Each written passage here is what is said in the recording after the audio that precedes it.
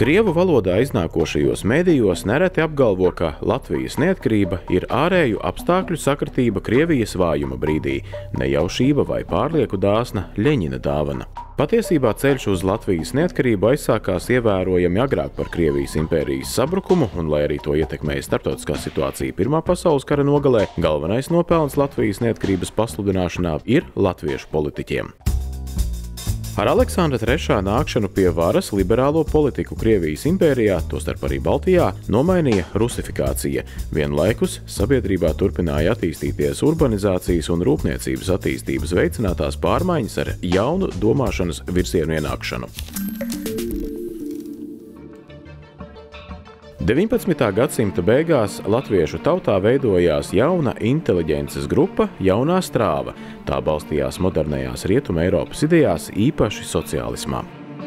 Caravara Krievijā brīvdomību nepieļauj. Jaunstrāvnieku avīzes Dienas lapa darbība tiek apturēta un tās redzamākos aktīvistus apcietina vai izsūta trimdā. Daļa no viņiem paši emigrē uz Rietuma Eiropu. 1903. gadā, atrodoties politiskā trimdā Šveicē, Miķelis Valters uzrakstīja rakstu sociāldemokrātu avīzē Proletārietis ar zīmīgu nosaukumu Patvaldību nost, Krieviju nost.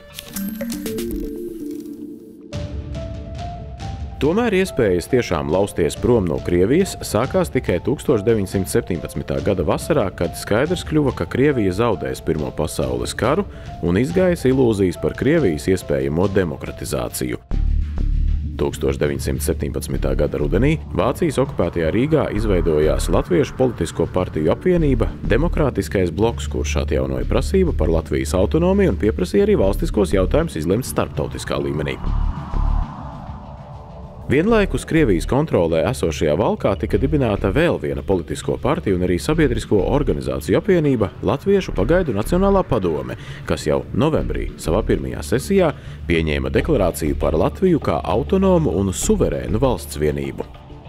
Manuprāt, valsts veidošanu nevar uzskatīt par notikumu, kas notika vienā dienā.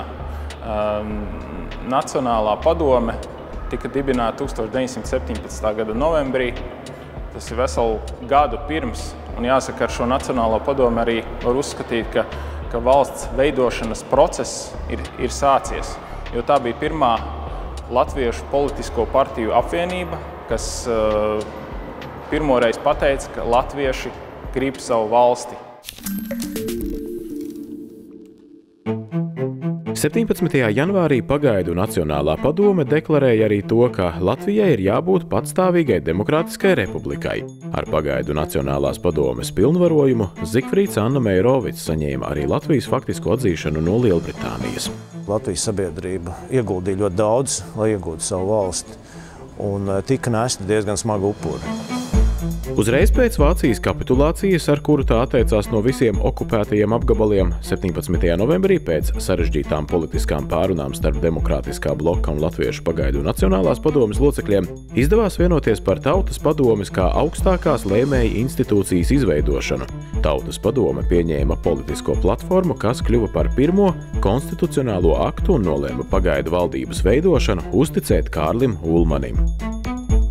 Nākamajā dienā, 1918. gada 18. novembrī, Rīgas pilsētas 2. teātrī notika svinīgā Tautas padomes sēde mūsdienu Nacionālā teātra ēkā, kurā publiski tika paziņots par neatkarīgas, demokrātiskas un republikāniskas valsts izveidi.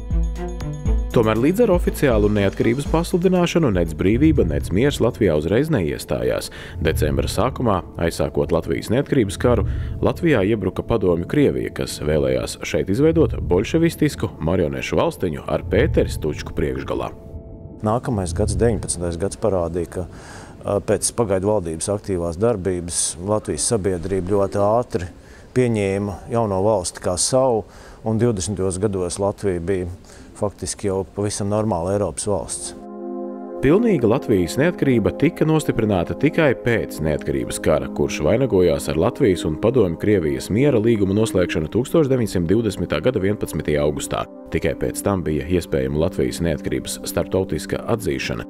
Vairāk nekā 3000 karavīru par Latvijas brīvību bija samaksājuši ar savām dzīvībām.